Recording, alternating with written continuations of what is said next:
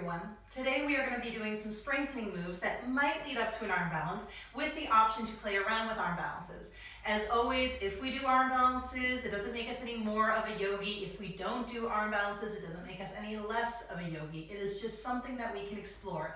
Again, we're going to go to our level and our level only. If we would like, if we have a few pillows, I recommend getting them.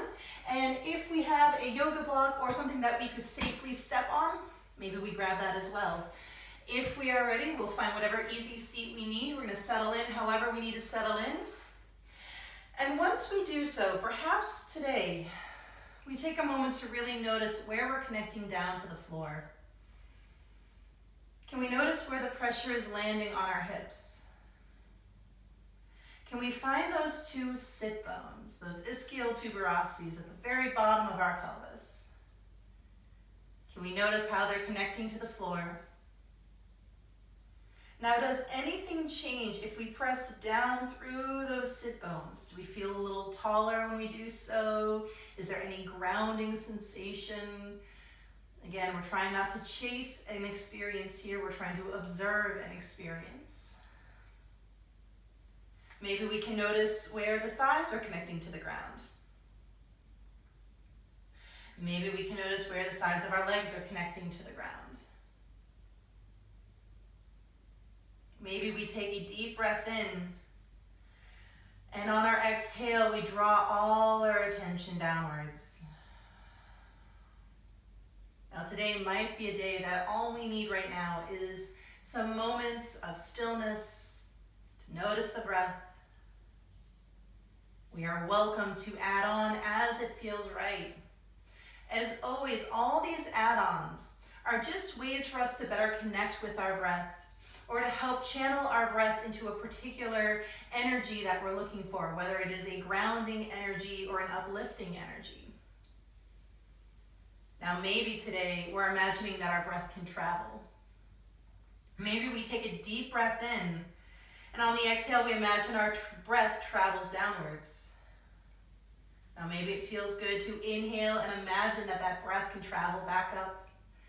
And the exhale travels back down. Now we can repeat this. The inhales can travel up the body. The exhales can travel down. Again, we can repeat this. Inhales could travel up. And the exhales travel down. Now we can repeat this, seeing if we can slow down the breath just a little bit. We might even play with a little bit of breath retention, where as we inhale, we pause for a moment, and then we exhale.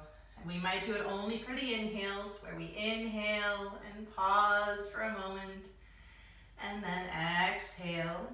But we're welcome to do it on the exhale as well. Maybe on that next exhale, we pause for a moment and then take another full breath in. Now, if we are playing with this, mindful that if it's starting to set off fight or flight, notice if it is making us lightheaded. If this is the case, we ease back from it. It is okay if certain breathing styles don't work for us, or they at least don't work for us right now. Now, we might still be imagining that that breath can travel. Maybe the inhale travels up and it might float for a moment as we hold the breath. And then it lightly floats down. Maybe it hangs out at the bottom as we hold our breath there. We inhale back up. So again, we explore this as we want to.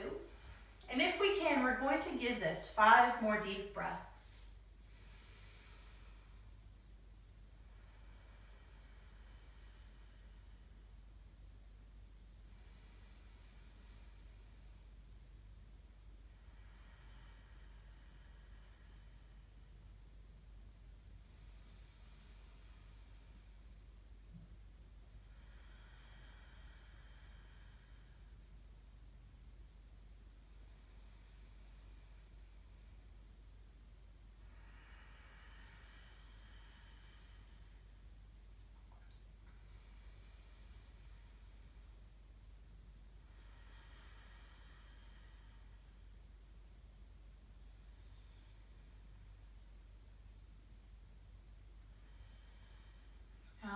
are ready, we can let our hands come together at the heart.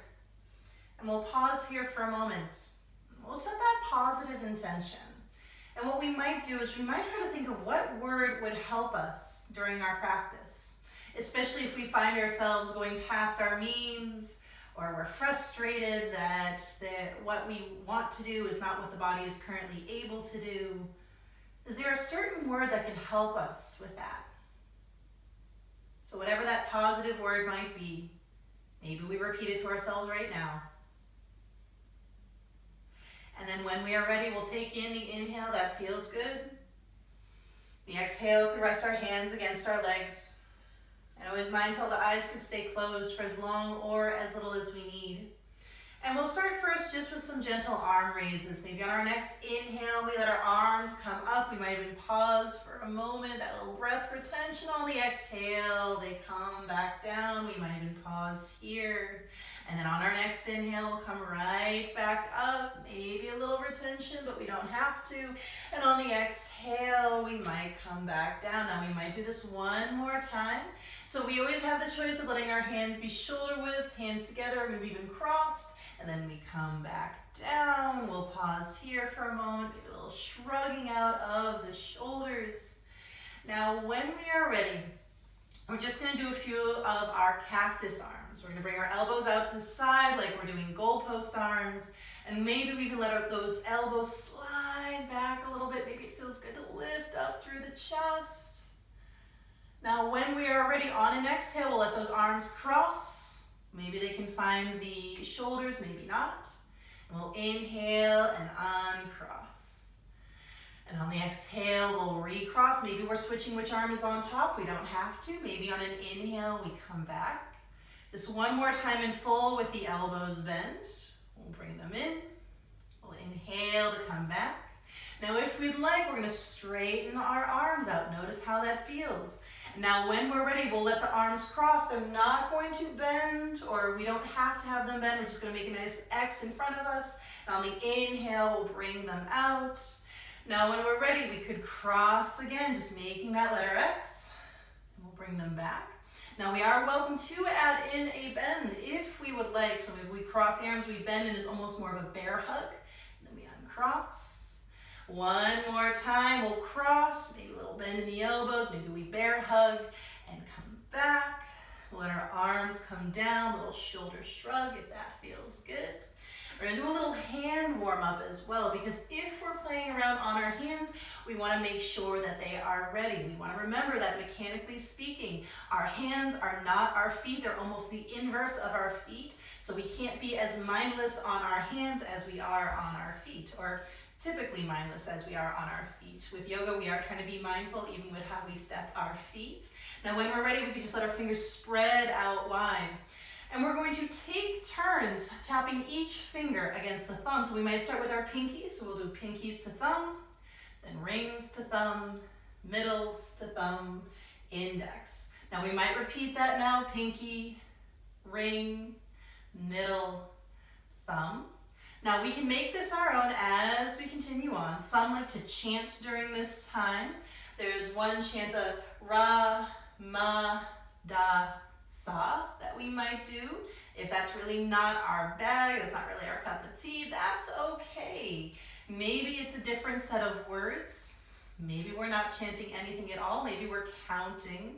Maybe it just feels good to count, 1, 2, 3, 4. This is also a great meditative technique if we find that our mind is kind of running around and sitting and breathing just isn't happening for us. We can play around with this light pressure, thumb, 2, finger, pad. Maybe one more time. 2, 3, 4. And we're going to let go. We might shake out the hands. Now we might make fists and straighten the fingers out. Now when we're ready, we'll find our way onto our hands and knees. And again, we're just going to get there however we need to. Now once we're here, I really want you to take a moment to notice how those hands feel against the ground. Maybe we can press all of our finger pads down, almost like we are a gecko and we're sticking our fingers to the wall. Now notice, if we put a little pressure into the hands, if we put a little weight into the hands, a little sliding forward, do we find that the hands tend to curl onto the pinky side? Notice if that's happening. See if you can spread that weight out, especially along the base of that index finger. Now maybe we can grip our mat. Grip it like we're trying to crumple up paper. Some people even like to play with a little lifting of the wrist as if you could slide a credit card underneath your palm.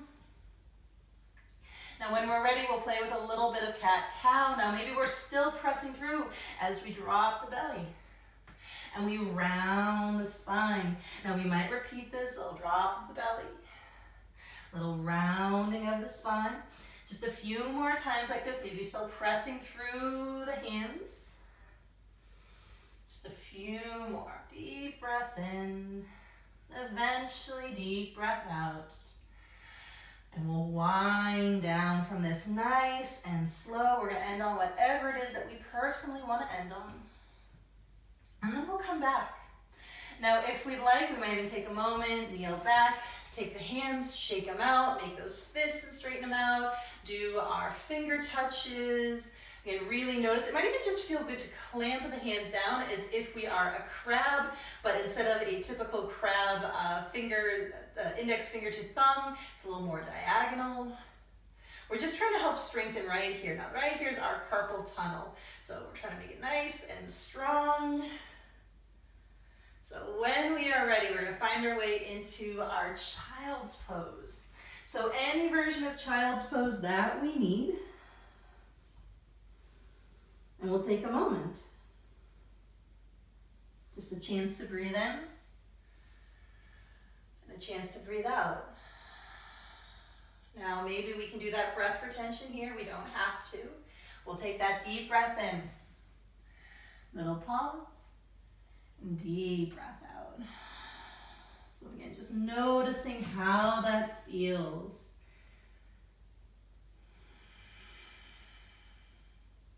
Now, when we are ready, we can find our way into our first downward facing dog. So we're welcome to come back up. Now again, we're going to really notice our fingers today. We'll spread them wide. Notice if we tend to make our fingers come together, that actually is going to increase the likelihood we roll onto our pinky edges. So spreading them wide if we can, pressing those finger pads down, gripping the mat, we'll curl our toes and shift back and up. And oh, maybe we just need to paddle out those heels, get a little stretch for the calves. Maybe we're all about shifting the hips side to side. Maybe it's all about pressing the belly to the spine and thinking about that tailbone getting tall, like it's trying to point out the spot on the ceiling behind us. Maybe this can get another breath in. And another breath out. Now, if it feels good, we can add in the Vinyasa flow of our choosing. Mindful that it does not have to be that conventional flow. Maybe it feels good to come to plank. We might even pause in plank and feel that grip of the hands against the mat. Knees might be up, knees might be down. We'll lower. We'll find a back bend if we're doing a back bend. And likewise, we always want to think, press through the belly as we come up, maybe to table or pointed plank. Then we'll curl the toes. We'll do whatever we need here. Maybe it just feels good to breathe. We'll find that breath in. And we'll find that breath out.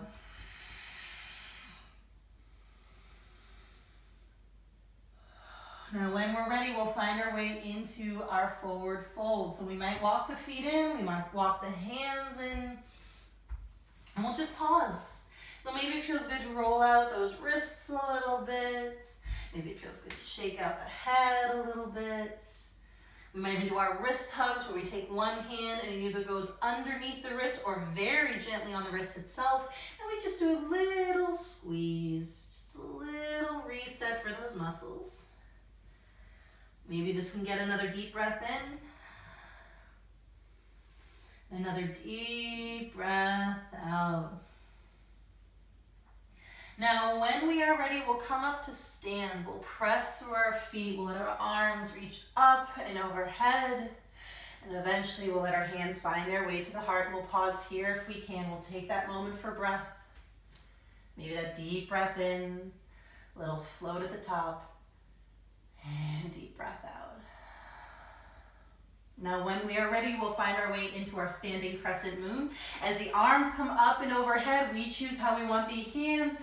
Hooked thumbs, palms, clasped fingers, hand behind the opposite hand. Whatever we need, we're going to find length. And then we'll go up and over towards that right side. Now we want to remember it's not about how much can we bend over towards that side, but we want to lengthen out through the spine, lift through the ribs. And it's almost like that left side of the ribs lifted up so much that it tilted us over. I always like to imagine some type of glass and somebody had a lever underneath one side of that glass and they just used that lever to lift, lift, lift, and it just naturally started to tip that cup over. We're gonna take a deep breath in and a deep breath out. Now when we're ready, we can come up. If we're doing hands to wrists, we switch sides. Now we've got our left behind the right. We're gonna go up and overhead, and again, just finding a stretch that feels good. These side bend stretches are super important. This is not really something we do in our day-to-day lives. That causes a lot of important back muscles to get chronically tight and short, and that can contribute to our back pain. So getting in those side stretches could mean the difference between a happy back and a not so happy back. We're just gonna try our best to breathe in and try our best to breathe out. One more full breath. And when we're ready, we'll come up. We'll let our arms relax down. We might shrug them out a little bit. We might do little shoulder swings. Now, when we're ready, we'll find any type of standing locust that feels good for us. Now, we're welcome to have the hands behind our back. Now, they could always be just resting against our tailbone. We could clasp the palms. We could hook our thumbs. It could be hands to wrist. We could even hold onto a towel. If we're holding onto a towel, though, notice if your thumbs are pointing at each other. Notice how it feels when the thumbs are pointing away from each other if we're holding onto a towel or strap. Now, whatever we're doing, we're going to try our best to breathe in and try our best to breathe out. Now we're going to add on whatever we need, but we want to remember it starts at the core, so we're going to press that belly in, maybe even press low belly in and up. We can lift through our chest. We do what we need with the shoulders. Some will try to relax the shoulders down, or imagine the shoulders are traveling to the back of the room. We could also place our hands against the tailbone area and lightly press as the elbows wing back. Just make that time your own. Deep breath in if we can.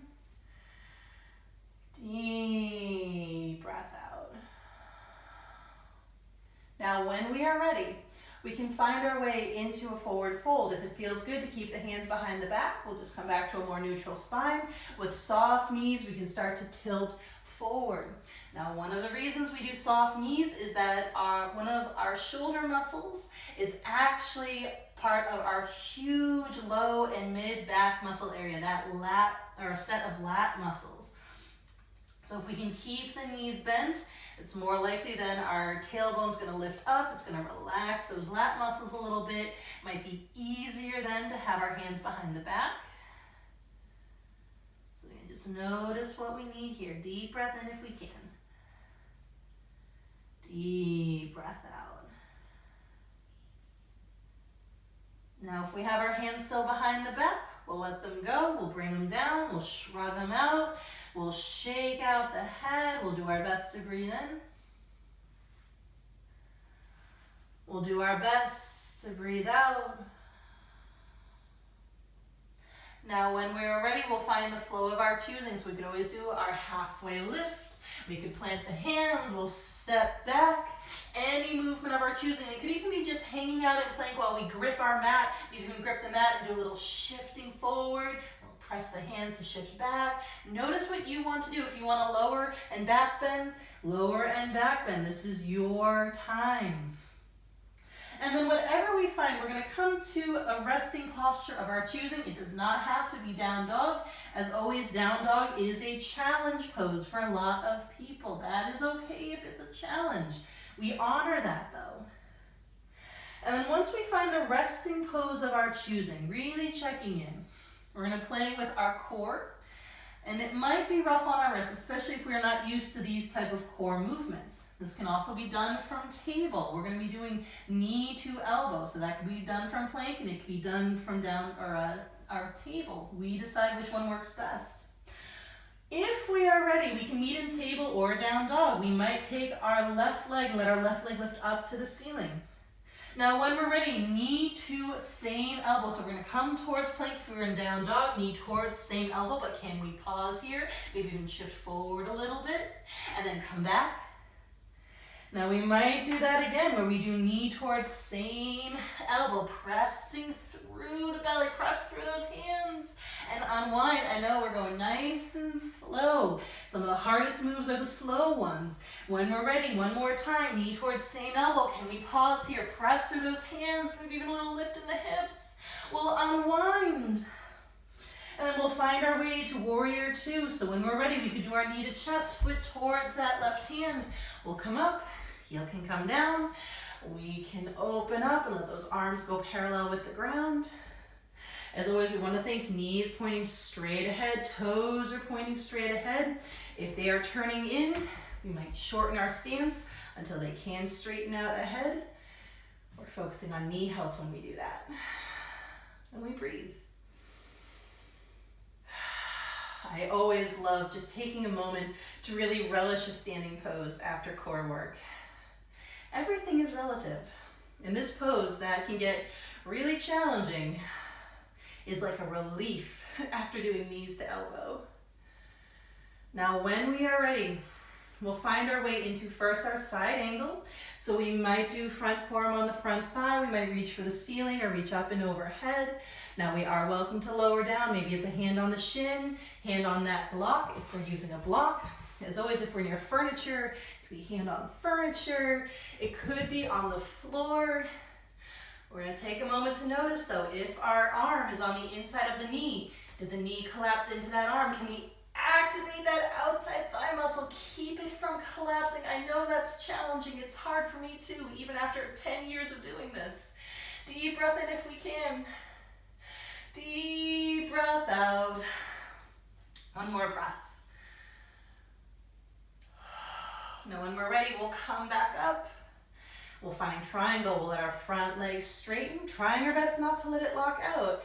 We reach forward. We'll gently cartwheel down, only as far as it feels right for us today. Again, nothing crazy. We're going to try our best to breathe in and try our best to breathe out. So again, how low we go does not affect how good of a yogi we are. Sometimes it's nice to be pretty high up and just really focus on the twist, or even just stay high up without a twist. Sometimes it feels good to stay essentially parallel to the wall as we lower down. Maybe the hands on the hip, maybe the hands behind the back. Again, this pose, I could be here all day talking about all the different ways we can be in it. So really make it your own. There's really no universal right or wrong way. Deep breath in if possible. Deep breath out. One more breath.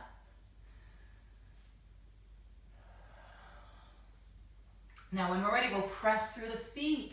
We're coming up. Now we'll find our way into our wide-legged forward fold. We can take that front foot, pivot it in.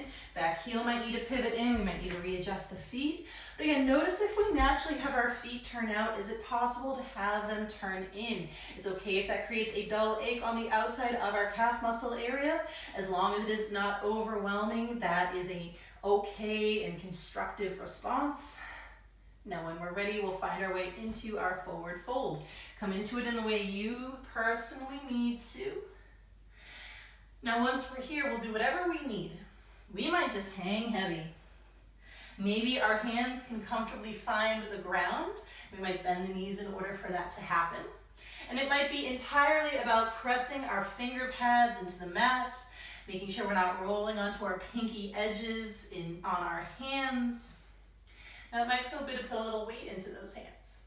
Maybe we shift our weight forward, and then we'll press our hands forward to shift our weight back. So we can shift forward, and it's as if our hands are trying to slide out in front of us, but instead it pushed our weight back. Now again, we're still pressing through the hands. Now maybe we can press through the hands so much that it creates a little bit of a cat bend, where we press through the hands and our back actually rounds up a little bit, and then we come back. We might add on where we press through the hands, the back rounds up, maybe we're on our tiptoes, and then we come back. We might continue to do this. Now, the closer the hands are to the legs, the harder it is, because the legs are not able to do as much work, so we start to really feel it through our core. Likewise, the farther out the hands are, the less physically strenuous it is, because then our legs can do a lot of the work. So again, just notice, and really we're noticing that foundation, that connection to the ground. It really isn't about putting our feet onto their tiptoes, but that connecting, that rooting down to the ground with the hands. Now we might even think about that gripping as if the hands are trying to come together, or we're trying to do that diagonal claw shape with our hands. Just notice how that feels. Active, active hands. Maybe one more time we're doing this. And then we'll come back. Now mindful, we can come into our down dog however we like. We can also do a come up and pivot into a high lunge and then come back to down dog. We do not have to do the pivot into a runner's lunge. If the pivot into a lizard or runner's lunge feels good for us, we're going to put a bend in our knees.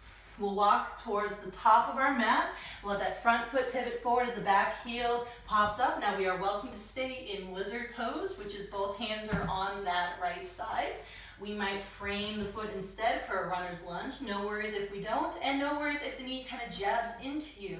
Again, this is nothing to do with flexibility, everything to do with how tall your shin is in relation to your arms. Whatever we found here, maybe we're ready to come back to our down dog. If we want to play with our core just a little more, maybe we press through the hands, find that cat rounding in the back, knee bends, but the knee stays in the chest, and then we come back. And then we might need to readjust the feet, perfectly fine. Find the movement of your choosing, which might mean coming to plank, lowering, and back bending, and finding our way into something, resting. And we breathe. Try our best to breathe in. We try our best to breathe out. Full inhale if possible. Full exhale. Now maybe we're ready to try it on the other side. So again, from table or down dog, any of those work. We can lift up now our right leg. And we'll do our knee towards same elbow. Maybe we can even meet that tricep area. Maybe not. It's okay if we don't. Maybe a little shift forward. And then we'll unwind from that. Now when we're ready, we do it again. Knee towards same elbow. Maybe we can even lean forward a little bit. Press through that belly and we unwind nice and slow. I know this is challenging, but just one more. Knee towards same elbow. Maybe we're thinking about those hands, pressing the hands into the mat. And we unwind. Now if we're ready, we'll find our way into our downward, or our warrior two. We'll do our knee to chest, foot towards that left hand. We come up. Now again, adjust the legs as you need to. This is why I say towards the hand, not to the hand. We get there as far as we do, we come up, we readjust, we find our pose. We relish in that relative rest. Everything's relative. Deep breath in. Deep breath out.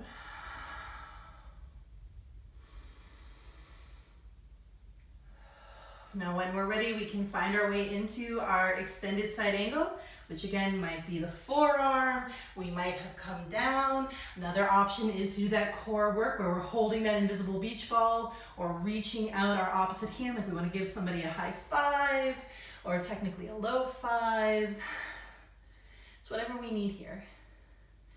But again, notice where the body tries to readjust to get out of the hard work. That is different than forcing our body into a shape it is not constructive being in. Noticing if we're pressing that arm into the knee instead of having the knee actively draw away. It is also okay if we're doing both, but we don't want to collapse that knee into our arm. Deep breath in if we can. Deep breath out. One more breath, whatever version we found. And we'll come back up. We'll find triangle. We'll let that front leg straighten. We can reach forward. We cartwheel down, only as far as it feels good for us today. So again, there's all these little things we can do. Do we like to press the belly to the spine? Do we like to press our hips towards the side of the room? Some people like to jut that back hip out. Others like to really keep it solid. So many ways to do this pose. Deep breath in. And we can do a deep breath out. One more breath. Now when we're ready, we can press through the feet as we come up. We can let our front foot pivot forward. We can let our back heel readjust. Maybe we have to readjust our legs entirely. And we'll shift forward and come down. Now again, this is our time and we can do really whatever it is we need. We do not have to do a repeat of that movement. We might just hang heavy. Maybe it just feels good to hang heavy with the tops of our hands against the mat for a little bit of a stretch. If we would like, we are welcome to plant those hands down. It's about shoulder width distance, and we really want to think pressing through the ground. We want to imagine that we're anchoring our hands to where they are. Now maybe we can grip that mat. We might even try to imagine like pinky and thumb are trying to get closer to each other, that type of grip. Now if we'd like, we could press through the hands, maybe round through the back like we're cat, and then relax. We might press and round and then do a little shifting forward, maybe onto the tiptoes, maybe not, and then we can come back. So we might do that again where we shift forward and then we come back. But we really want to think this is about pressing through the hands. We might even be someone who likes to soften the elbows and then press like we're doing this push-up against the mat. Again, really make that time around, but remember that the power is in the hands connecting to the ground. But if at any point we're getting wrist pain, we do not ignore that. Again, our wrists are not our elbows. Our carpal tunnels are not our heel bones. We want to be intelligent. Our hands are made for a lot of incredible things, a lot of dexterity-related things, not for a lot of weight-bearing things. That's what our feet were designed for. And then we'll come back. So again, we might just repeat this a few more times, we might not. And again, we can come back to down dog in whatever way we want to. It does not have to be the one I'm suggesting. If we like that pivot into a runner's lunge, we'll bend through the knees. We're going to walk towards the front of our mat again. Now again, it can be our lizard pose. It could be runner's lunge instead. Now if we're ready, we press through the hands. Maybe a little rounding in the back. We'll let the knee come to the chest. And then maybe we come back. Now it's time for the movement of our choosing, which might come in the form of child's pose. We're going to give ourselves a lot of time in whatever it is we're going to do next. Now that might be a couple of vinyasa flows. Mindful that vinyasa flow just means moving in a special way that is synced up with your breath. That is it. We're just going to give this a few more deep breaths. So deep breath in. And deep breath out. And then we'll all make sure to meet in our child's pose. So we're going to get there however we need to. We're going to take a moment. And again, I want you to notice where you're connecting down to the ground. Can you notice the shins against the mat? Can you notice your hands and arms? Can you notice your head if your head is resting against the mat? Can you notice that rooting downwards?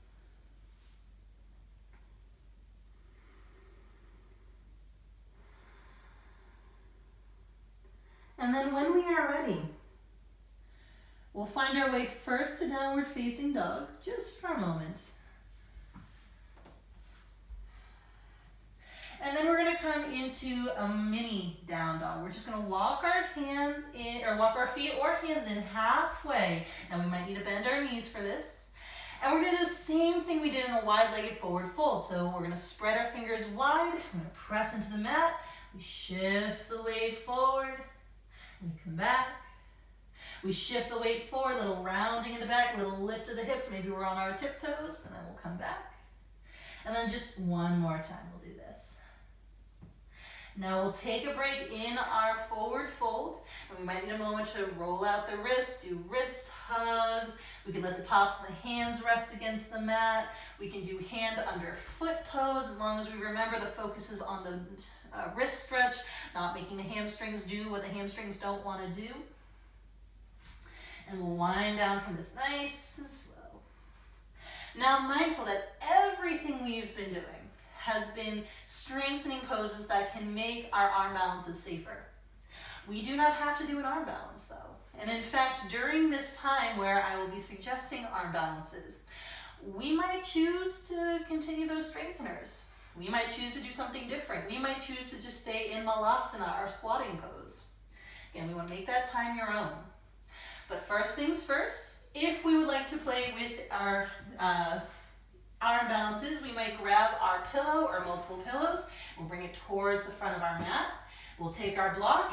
We can bring it somewhat behind us. But first things first, we're going to come into a squatting pose. So we might come back up to somewhat of a forward fold. We'll readjust our feet. We might need to turn our heels out a little bit. And we'll start to lower down. We might even just lower down and sit on the block. This is a great alternative to an unsupported squatting pose, especially if the knees don't really agree with it. We might even take our hands, press our hands together. Now we might press our elbows into the knees, but we'll try to also actively draw the knees back and just notice how that feels.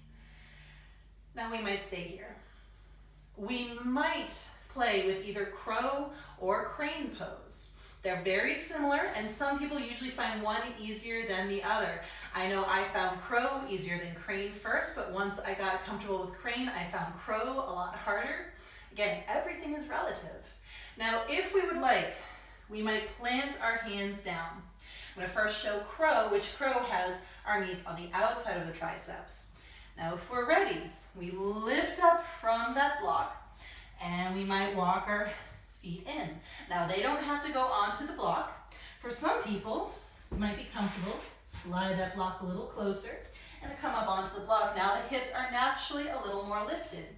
Now we have the pillow essentially right under our head. Now we might shift our weight forward and come back, just like before, pressing those hands into the mat as we shift forward and then come back.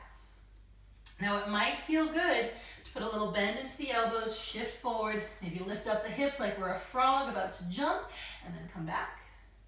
Now we might do that again. Now we might play with our dancing crow from here. Now mindful that dancing crow from a block might be a little treacherous because we are putting all of the weight only onto one side of the block at a time. We might come down from the block, or we might make sure that our feet touch just the center. Again, make this time your own. We could always shift forward, lift up, and then maybe one foot comes in, we come down. One foot comes in, and we come down.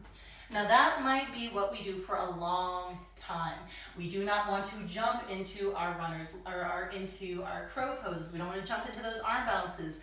We want to slowly build up strength. So again, we might shift forward, lift up the hips. We're still thinking about those hands, pressing the hands into the ground as we lift up. Maybe the other foot.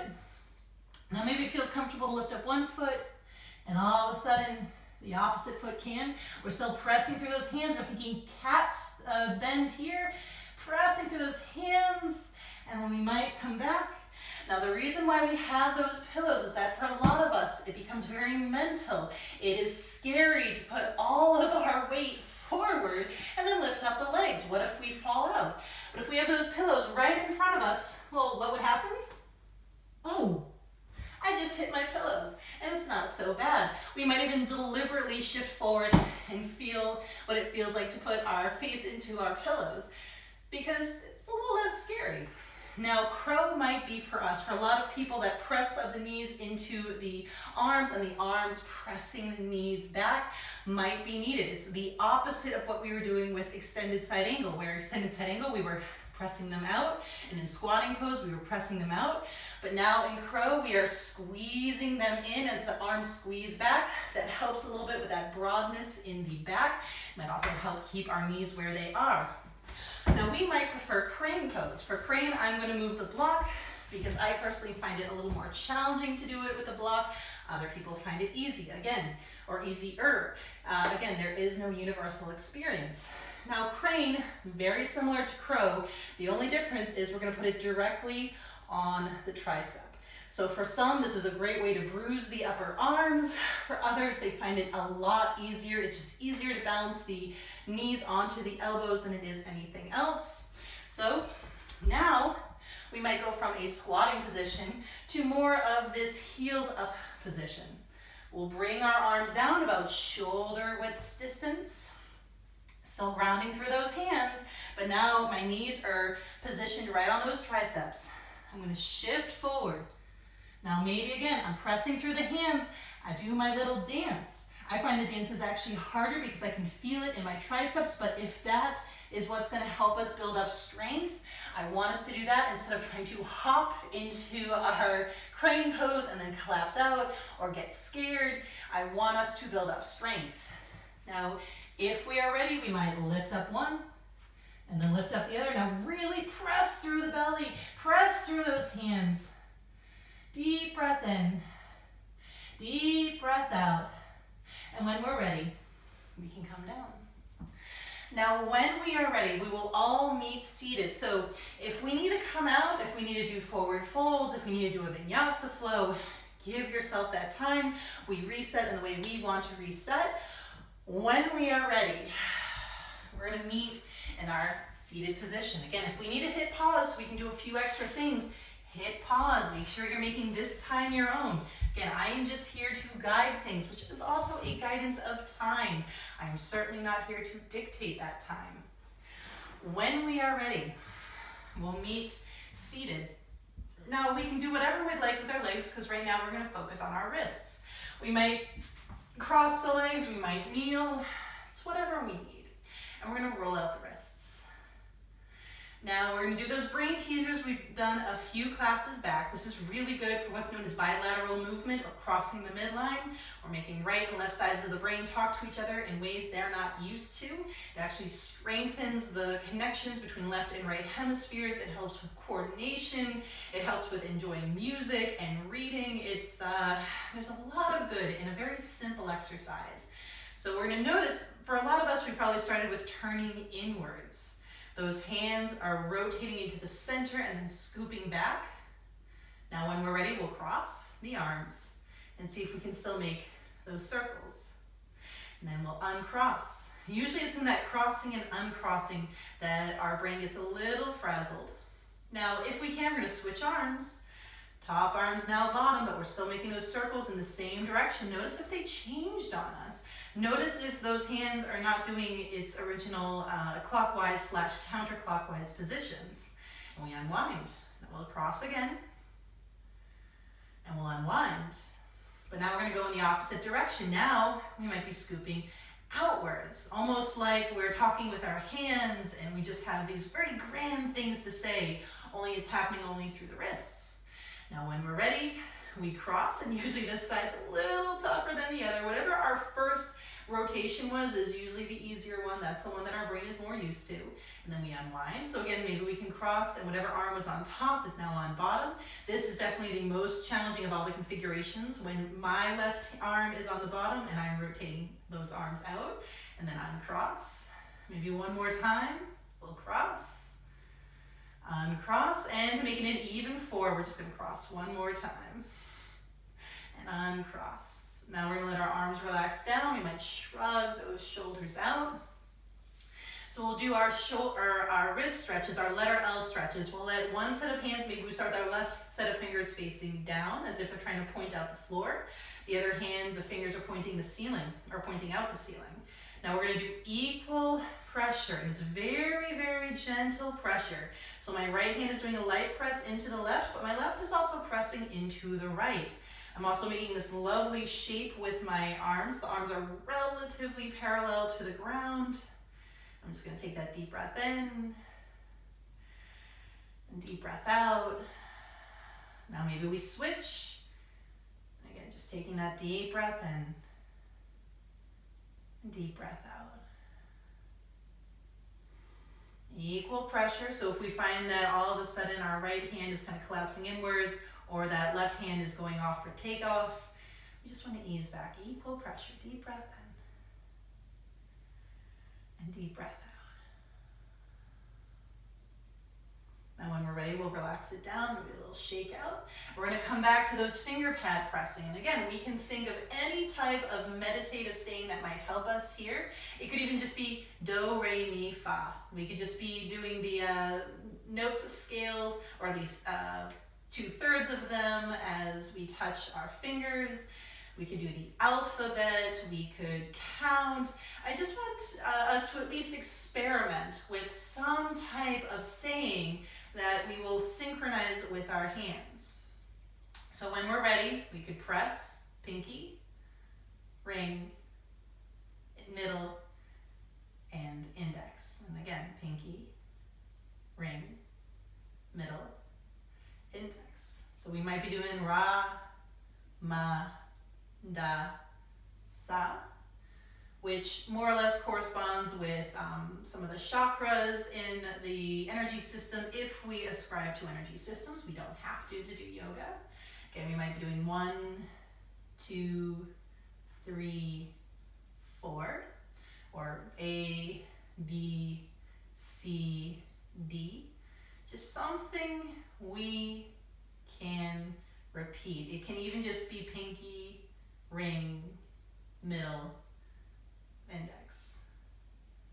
So again, this also kind of helps out the brain a little bit. If we want to, we can cross at the midline and just kind of notice how that feels. And pinky, ring, middle, index. Just one more like this. Again, we want to be really kind to our hands. We'll unwind. Get a little shake out. We'll find our way into bound angle pose. So if we'd like, we can always uncross the legs for a moment, a little shake out, a little movement. We'll find bound angle as the soles of the feet meet and the knees are out to the side. We might need to readjust some things. If we're ready, we could always pause and find length, and we could tilt forward. So only as far forward as it feels good for us today. We can hang heavy here. We can try our best to breathe in. And we can try our best to breathe out. Now we'll give this one a good number of deep breaths. Today's practice was quite vigorous. We want to start winding things down. So maybe we try that breath retention again, that deep breath in. Slight hold at the top. Deep breath out, maybe a hold at the bottom, we don't have to. And then our deep breath in. A slight hold. And a deep breath out. So again, do we want to imagine our breath traveling as the breath travels up on the inhale and floats, and then lightly comes back down. We might even like to imagine a feather being blown up into the air. It floats, and then it floats back down. One more full breath.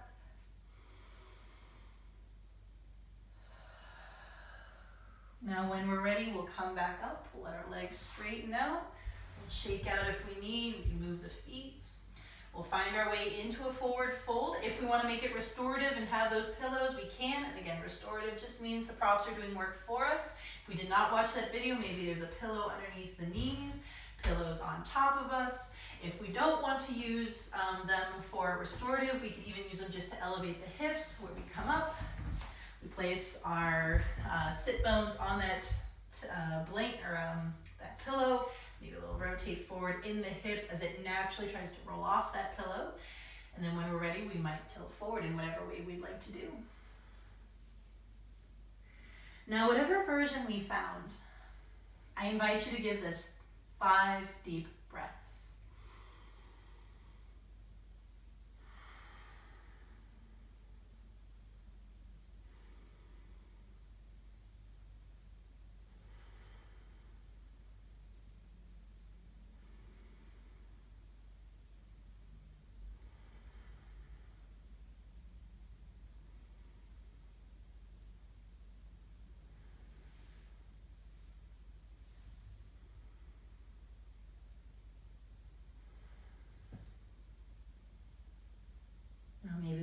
last breath for good luck.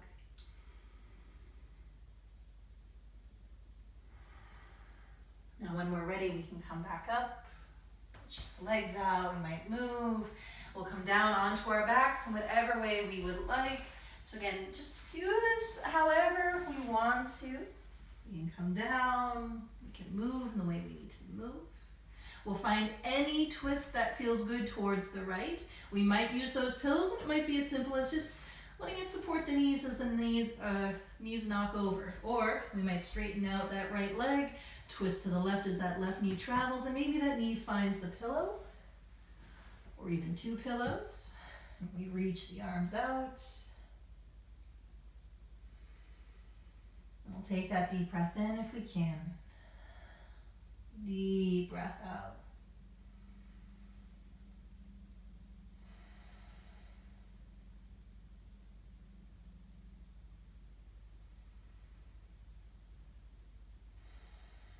One more breath.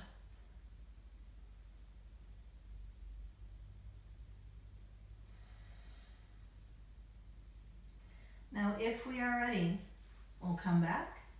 We'll try it on the other side. If we're using those props, no worries. We just move them to the other side. Maybe we're doing that straightening of that left leg as we twist over to the right, and those pillows are propping up the knees. Maybe the pillows are in between the knees. Maybe the pillows are underneath both knees.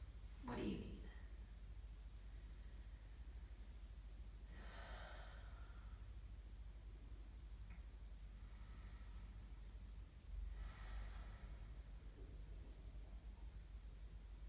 Maybe another full breath in. And full breath out. Now when we're ready, we can come back, and that might involve moving around a little bit, hugging the knees to rock, side to side. Now if it feels good, we'll find our way into our bound angle pose. Now we might even use those pillows, place one on either side as the soles of the feet meet. And maybe today we're making it a little bit more of a restorative pose. Those pillows are doing the work for us. We could even have the pillows out slightly so we do still feel that stretch, that light tension as gravity is gently bringing our knees closer to the ground, but we just feel a little more secure. Now, as we are here, maybe we come back to that intention. It's okay if we never had referenced that intention during our practice. Maybe we can just remember that positive word. And as we do so, we want to remind ourselves that these positive affirmations, these positive intentions, are not platforms to remind us what we don't have. If we're choosing peace as an intention, we don't want to use it as a chance to say, I don't have any peace, everything's stressful, I'm not at peace. That's not what this is about. We want to remind ourselves that that is something we already have within us. We're just taking the time to cultivate it. Again, that's one of the beautiful things about yoga. Yoga isn't really giving us anything. Yoga is just setting up the stage for us to help ourselves. There's something very empowering about that. Just taking a nice few deep breaths, so arms could even be out to the side, hands could be on the belly. The hands could even rest lightly on the inner thighs as long as we're not pressing those knees down. And while we're here, we can ask ourselves, is there anything else I need to do right now? Are there any poses that would feel good? And if so, what poses are they? It might be the counter pose to our bound angle, which is our pyramid legs, where the knees come up, knees knock together, feet walk out to the sides. We've got this lovely pyramid going on. Maybe this is what we need. Maybe what we want to do is come to our standard-ish Shavasana, resting pose. But always mindful, sometimes resting pose will be on our side, sometimes even on our belly. I've definitely had a few yoga poses where I was feeling especially raw after the class, or after the physical portion of the class. So my Shavasana was on my belly because resting on my back was too vulnerable. And that's okay. Again, make this time your own. Again, as always, if you need a Shavasana that is longer than what the class is providing, please hit pause, set that timer, give yourself that extra time. Now, if we are following along with the video, I'll play the singing bowls for a few minutes. I'll let them fade into silence. And what we do between now and then is always entirely within our power.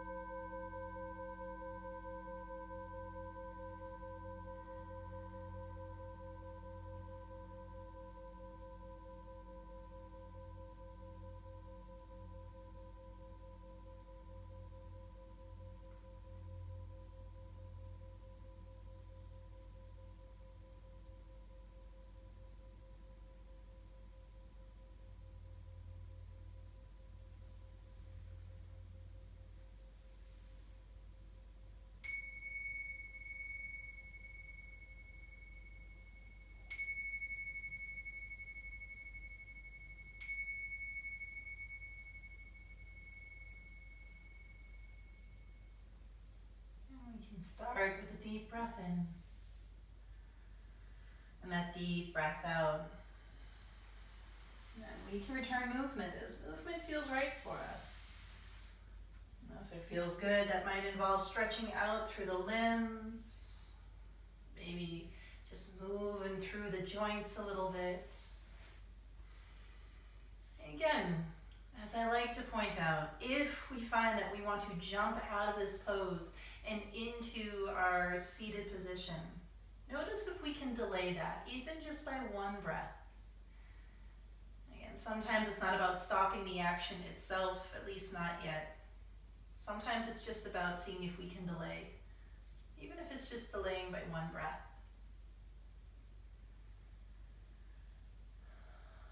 Now, as we're ready, we'll all meet in that easy seat. We'll settle in whatever way we want to settle in. We'll let our hands rest at the heart in the way we want them to rest at the heart. We'll seal in our practice with a moment of gratitude, and maybe today we just ask ourselves, what am I grateful for? Not necessarily as a platform to find an answer, but to just ask ourselves that. What am I grateful for?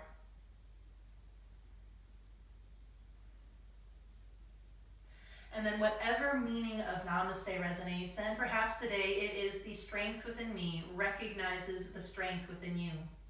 I thank you for your time, and thank you for your practice. Namaste.